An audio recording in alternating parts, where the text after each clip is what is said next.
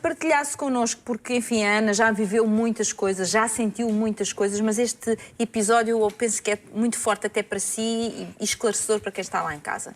Conte-nos lá a situação em que, creio que recebeu uma mensagem, explique. Foi numa sessão, estava juntamente com outros enfim, colegas num centro espírita? Não. Não funciona bem assim. Então? Pelo menos no meu caso. É muito simples. Todos nós nos deitamos, como é lógico, à noite. Outros sim, outros não, mas pronto. E na fase em que nós vamos adormecer, naquela fase de desligamento do corpo, em que o nosso espírito acaba por se elevar, eu de repente vi uma cara de uma jovem e a dizer-me: diz à minha mãe que estou bem.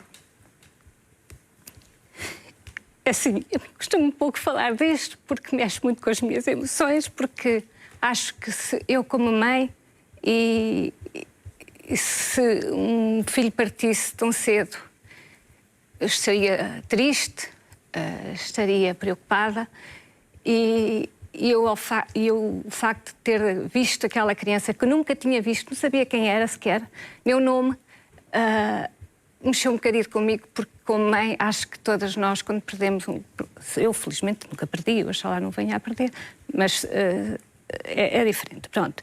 E então o que é que acontece? Era uma adolescente, não é? Era uma adolescente de 13 anos, soube depois, em que me disse: diz à minha mãe que estou bem. E foi tão real, tão real, tão real, tão real, que eu abri os olhos e digo assim: o que se passa? Quem é? O que é que eu faço? E agora? E nesse instante eu vi um rosto de uma senhora que é frequentadora do centro. Eu nem sabia o nome da senhora. E depois de ver o rosto da senhora, eu vi toda uma situação de a miúda foi atropelada por um caminhão quando vinha da escola. E eu vi a miúda olhar para mim, vi a miúda a ser atropelada, a ser arrastada e como que a descrever tudo aquilo que lhe tinha acontecido. Foi a descrição completa do acidente que a miúda teve. É lógico, depois contei às colaboradoras lá do centro. Inicialmente tive um bocadinho de receio, porque era assim, uma situação tão grave e não sabia qual era a reação que poderia daí vir. E claro que elas me acalmaram logo, disseram que não havia problema. Primeiro iam falar com a senhora, até ver se realmente correspondia à verdade, porque às vezes nós podemos até nem saber, mas ouvimos aqui, ouvimos ali e depois acabamos por relacionar as coisas. Neste caso não foi nada disso que se passou, porque eu não conhecia de maneira nenhuma o casal. Pronto. E então, foi curioso que eu não quis que ninguém soubesse. E elas disseram: nem a Ana quer, nem nós vamos dizer, porque é um centro pequeno e não quero que as pessoas depois pensem que agora eu sei tudo e faço tudo. Não é por aí que de maneira nenhuma que eu quero que as pessoas me vejam. E então foi muito curioso que a senhora entrou lá no centro e eu, assim que a senhora entrou, eu identifiquei-a logo. Digo assim: olha, é esta. Percebeu logo? Percebi logo. E depois da palestra a senhora foi ao atendimento, disseram-lhe o que tinha acontecido e a senhora confirmou tudo. E aqui é que eu vi a grandeza da mensagem que eu tinha dado a esta senhora. Porque a senhora era luz. A senhora saiu daquela sala radiante, uma felicidade enorme, porque soube que a filha estava bem e que lhe mandava um recado a dizer que estava bem. E para mim, eu olhei e digo assim: mas é isto. No fundo, todos nós precisamos que alguém nos diga se os nossos estão bem, não é? E eu poder ter essa facilidade de poder dizer àquela mãe que tinha perdido a filha há tão pouco tempo, uma jovem de 13 anos, eu ali, olha, foi uma emoção, foi uma felicidade enorme. Uma coisa mesmo que nunca na vida me tinha acontecido, porque a felicidade são momentos que nós temos na vida, não é? E foi espetacular. Mas depois houve uma coisa muito engraçada, é que eu tinha uma necessidade enorme de dar um abraço. Não sei, eu olhava para o casal e dizia assim: eu tenho uma vontade enorme de dar um abraço. E parece que havia ali qualquer coisa em mim que só ficava descansada depois de dar aquele abraço. Mas eu não sabia a quem. Não era propriamente à senhora. E lá as colaboradoras falaram com a senhora e disseram: mas olha, quem recebeu a mensagem, porque nós só recebemos, quem recebeu a mensagem dá vontade, isto tem uma sensação tem que abraçar. E a senhora vira-se lá para a nossa colega e diz-lhe, sabe, é que a nossa filha, quando via o pai, não o beijava, agarrava-se a ele e dava-lhe um abraço enorme. E eu pensei, pois, se calhar tenho mesmo que dar o abraço. Passado 2 meses, o casal só soube que era eu passado 2 meses. E foi muito curioso que nós, ao fim da palestra, estávamos a conversar e vai daí a senhora diz-me assim, ai, sabe, eu já tive aqui uma mensagem, eu estou tão feliz, eu renasci, a minha vida mudou. E as lágrimas começam-me a cair. E digo assim, pois eu sei. Ai, sabe, sei, só fui eu que enviei a mensagem, mas há uma coisa que eu tenho que fazer. E diz ela, já sei, tenho que abraçar o meu marido. E deu o abraço a este pai? Dei o abraço a este pai, um abraço muito sentido, um abraço cheio de amor, porque era o que faltava em mim, havia algo que me faltava dar e foi este abraço. O senhor compreendeu perfeitamente, chorámos todos. Imagino. E foi muito curioso que quando estava a dar este abraço eu me senti aliviada e era um cheiro a flores impressionante. É impressionante, não é? Estes relatos, Ana, são realmente impressionantes e vê-se nos seus olhos o quanto isto significou para si. Aliás, se está aqui hoje, é exatamente... É neste sentido e porque este casal, o nosso agradecimento, obviamente. Exatamente, porque, sem dúvida alguma. Disseram à Ana que estivesse tranquila para partilhar esta situação e acharam que era importante divulgar, não é? Portanto, por isso também é que a Ana está aqui. Sim, porque no fundo, vejam bem a grandiosidade desta família. Exatamente. Poder-me dar a oportunidade de testemunhar uma coisa que para eles foi magnífico. E se nós pudermos ajudar outros pais a compreender a mesma situação, é nesse sentido que eu venho dar a cara por uma causa de podermos ajudar os outros que neste momento estão a sofrer e não sabem porquê. Muito bem. Bom, junto a esta nossa conversa, o José Lucas, da Associação de Divulgadores de Espiritismo de Portugal. Olá, Zé, muito boa tarde. Bem-vindo uma vez mais. Boa tarde. Eu gostava que comentasse este testemunho desta jornada que diz a Ana é recente, e é, pelos vistos, mas que lhe está a trazer tanta tranquilidade e tantas alegrias. Este é um caso entre milhares que existem em Portugal e pelo mundo fora.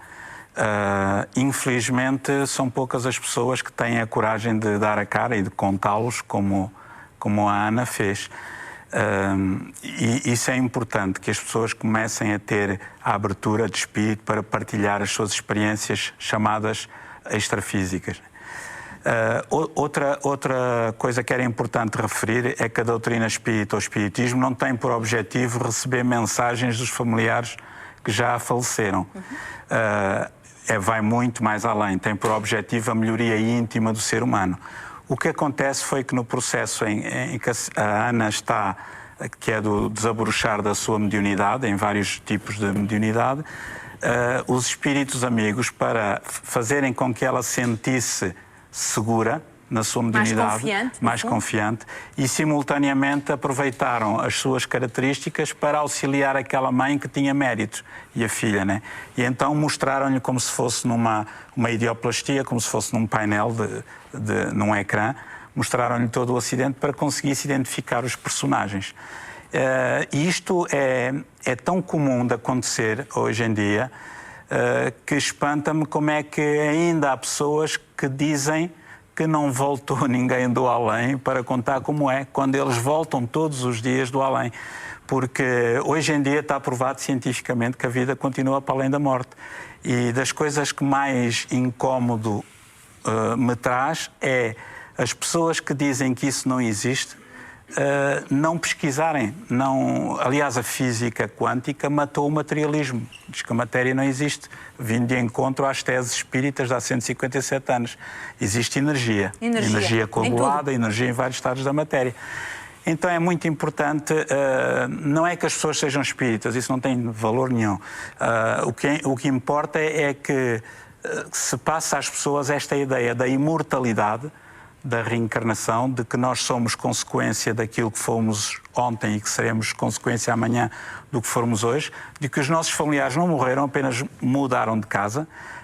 E isso é ainda mais importante, porque o espiritismo funciona como o maior preservativo contra o suicídio, que é a grande chaga atual da sociedade, tendo em conta as dificuldades socioeconómicas que... Então, essa mensagem de esperança que os bons espíritos trazem, quando aproveitam, quando apanham um médium de boa vontade desinteressado, como o caso da Ana e tantas outras Anas que existem por esse mundo fora. Né? É sem dúvida uma evidência da vida para além da morte, que eu desafiava qualquer cético a explicar de outra maneira. Claro. Eu não consigo. Eu já agora pedia ao Adriano, ao esposo da Ana, que está ali. Olá, Adriano, muito boa tarde. Boa tarde. Se sentiu diferenças na Ana, Adriano, se nestes 2 anos... não sei, se a nota mais tranquila, eventualmente mais apaziguada consigo própria? Noto. Mais tranquila, embora também, por vezes, com alguma angústia, naquela incerteza de que pode eventualmente, porque se há espíritos bons, também há aqueles espíritos que às vezes não são tão bons e acabam por fornecer más intuições, mas há uma segurança muito maior nela, porque nós enverdámos pelo Espiritismo em junho de 2012, mas já líamos muito sobre o Espiritismo e já tínhamos ido uns 2 anos antes a um congresso de medicina espírita na Faculdade de Medicina Dentária aqui em Lisboa. E tudo isso acabou por criar em nós um desejo enorme de conhecer melhor o espiritismo. E depois fomos às Caldas da Rainha precisamente porque a imagem que nós tínhamos do espiritismo baseava-se um pouco também nos centros espíritas. Em Tomar eu não conhecia absolutamente nada e fomos às Caldas da Rainha porque era aquilo que nos achamos com mais confiança. Claro, por aí. Pronto, e relativamente à Ana, pois, há situações em que começa por sentir como que pele de galinha nos braços e normalmente as comunicações vêm, nós fazemos Evangelho no Lar semanalmente e depois do Evangelho do Lar normalmente fica como que em retiro, fica mais preservada em reflexão e normalmente é aí que surgem as comunicações. E depois acaba por escrever a comunicação. Muito bem. E eu faço a redação das mesmas para enviar às coordenadoras do centro. Muito bem. Ou seja, faz psicografia, não é? Psicografia. Sim, se quiser ele chamar, é psicografia. No fundo é um trajeto que começou, mas que, pelos vistos, e enfim, está aqui o exemplo, tem sido muito produtivo a todos os níveis e, nomeadamente, muito tranquilizador. Sim, ou seja, sim, tem, acima de tudo, trazido muita paz, que eu acho que é aqui bastante importante. Paz para os dois, exatamente, paz para os dois. Para os dois não, para os dois não, para todos aqueles que nos rodeiam. Melhor ainda, não é? Melhor ainda. Ana, eu agradeço o facto de ter vindo partilhar connosco estes momentos que são tão importantes. Não me despeço do Zé porque preciso ir para o próximo testemunho. Um grande aplauso e muitas felicidades.